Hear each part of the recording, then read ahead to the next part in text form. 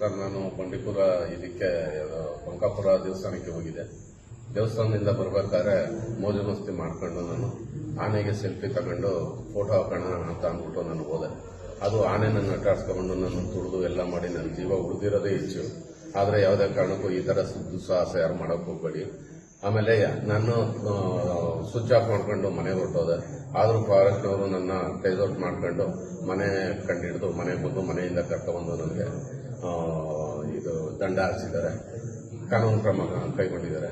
ಈ ರೀತಿ ಯಾವುದೇ ದುಸ್ಸಾಹಸಕ್ಕಾಗಲಿ ಯಾರಾದರೂ ಆಗಲಿ ಯಾರೂ ಈ ಥರ ಮಾಡ್ಲಿಕ್ಕೆ ಹೋಗ್ಬೇಡಿ.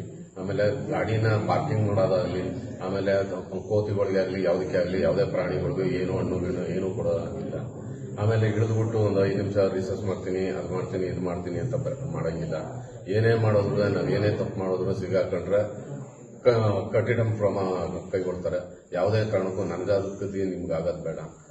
ಭಾಳ ಹುಷಾರಾಗಿರಿ, ತಾಳ್ಮೆಯಿಂದ ಎಲ್ಲರೂ ಅಲ್ಲಿ ಏನು ಬೋರ್ಡು ನಾಮಫಲಕಗಳಿದೆ ಅದಕ್ಕೆ ತಕ್ಕನಾಗಿ ಅನುಸರಿಸಿ.